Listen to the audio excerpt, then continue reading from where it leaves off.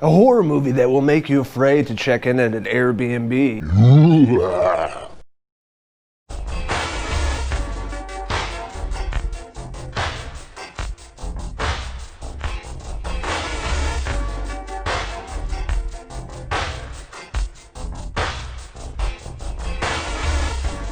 What's going on, friends? Logan Myerz back here for Cinephellas.com. This weekend I just watched the brand new film that was released on digital video on demand. I'm talking about Dave Franco's directorial debut, The Rental. So I want to start off by saying I'm a huge Dave Franco fan. Obviously his brother James Franco is a big celebrity, great actor. It's been around forever. But Dave Franco is like in the shadows of his older brother. Done a lot of great comedies, but with his directorial debut, he's tackling the horror genre, much like other comedic actors that turned directors, such as Jordan Peele, and also Clark Duke, which is a comedic actor. Huge fan of his. He did his directorial debut earlier this year with Arkansas. But the setup of The Rental, we have two couples that are heading for a weekend getaway. They rent out like this Airbnb beachfront property that's very beautiful up in the Pacific Northwest. It looks like they live in Oregon. They don't really say, but it looked like Astoria area of Oregon. If you guys ever been up there or ever seen the Goonies, that's what it looked like. It was a beautiful mansion that's overlooking the Pacific Ocean, had like the beach and everything like that. Go up there, kind of relax, not think about work and life, being in the 30s, just have a weekend getaway, probably get wasted, party it up. So with the cast, we have Dan Stevens, huge fan of his. It seems like he's been in a lot of stinkers lately, minus Legion, the X-Men show on FX, but he's been in a lot of independent films that I don't think that we saw his full potential. In The Guest, he's really great in that film, and I loved him in Beauty and the Beast. So he plays his older brother Charlie, his younger brother Josh, played by Jeremy Allen White. Lip Gallagher from Shameless, love this actor. Josh's girlfriend Mina is played by Sheila Vand, and Mina works with Charlie, Josh's older brother. So that's that. And then we have Alison Brie's character, Michelle. She's married to Charlie. So it's basically two couples, two brothers, and their significant others heading out for the weekend, and they're about to get lit. So from the get-go of the film, I thought the movie was shot beautifully. It was framed beautifully. Everything about it screamed A24, even though this is an IFC film. It looked like something you would see with Ari Aster or Robert Eggers, and just looks like in the realm of A24. So I really appreciated that. It's very dark and cold in this film. You could see them being up in the Pacific Northwest, hanging out in this beachfront, beautiful mansion rental. That something is off about it. Something dark and sinister is playing here, and we don't know exactly what that is. And I wasn't sure if this is going to be like supernatural, or if it's going to be, a killer behind the door that's killing these people, or it's one of them, ends up going crazy. So there's a lot of questions I had, and we dive into the film, and we slowly find out what exactly this movie's about. We're introduced to Toby Huss's character. He is the caretaker of this rental property. His brother owns it, as he says in the movie. Love Toby Huss.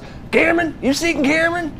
He was in *Halt and Catch Fire*. He was in the new Halloween as well. Just really great Southern actor. He's funny as hell, and I really loved his character. In this film, he was not comedic at all. He was very serious. And he comes off as a prick early on in the movie when the couple show up to get the keys to the house. Something's off about this guy. You're not really sure what it is. But essentially, Mina tries to rent out this property, but Charlie ends up renting it out, and Mina's request was denied, so they're trying to figure out why it was denied. Is it because she's Middle Eastern? Is she a woman? Like, they're trying to set it up like with everything going on today with, something about race. So I'm glad they only dived into that a little bit, and they didn't really come at us really heavy-handed with that, because we have too much of that going on in the news and the world today. And Toby Huss just really comes off as a prick. He's very degrading and condescending to Mina, and you can see that this guy's not a good guy. So this group of friends are discovering this house and like walking around. It's absolutely beautiful, big-ass windows. It's very modern. It's very sleek, and it's out in the middle of the woods right on the ocean, so you have that like desolate feel to it. So they end up partying and really kind of overdoing it, and I can totally relate to this. Hanging out with friends, if we have shit to do the next day, I'm like, I'm not partying, I'm not drinking or anything, because I'm going to feel like shit and want to lay in bed all day. So I could totally feel for these characters. They end up partying, doing some drugs, and make some really bad decisions. I'm not going to say too much about that, but two characters in particular made some really bad choices because they were partying, doing drugs, drinking, not thinking clearly. You can kind of see the really bad side of a few of these characters, and it really starts to look at the relationships more in the second act. They're not as perfect as they seem on camera or the way they act. So there's definitely something going on behind the doors, some things in their past. And Michelle's character, played by Alison Brie, which is Dave Franco's wife, she was really great in this movie. She's more of a grown-up, I guess, compared to the other characters. They seemed kind of childish or like teenagers, the way they behave and things like that. But she goes on this hike on that Saturday and it's all, energized and ready to get lit. The rest of the friends are like, no, I feel like shit from last night, so they don't end up partying.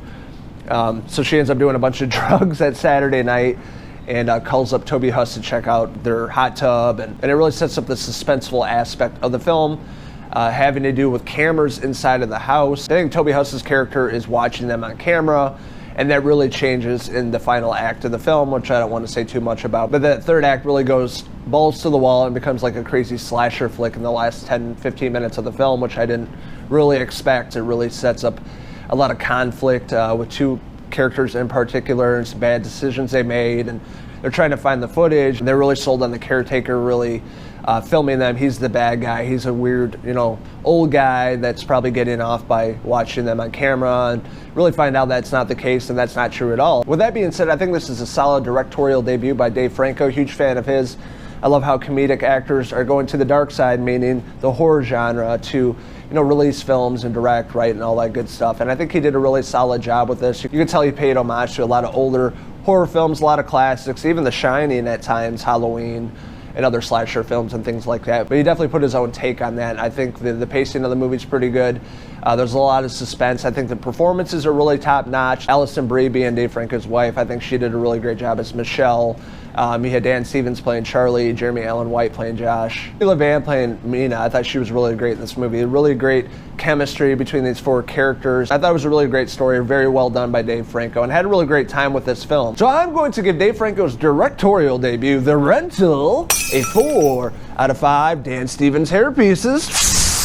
So what'd you guys think of The Rental? What did you like about it? What didn't you like about it? What'd you guys think of that ending without spoiling anything? Let us know in the comments below, and don't forget to hit subscribe. This is Logan Myerz enjoying this rental property up here in the Pacific Northwest. Woo! Until the next movie review. Cheers!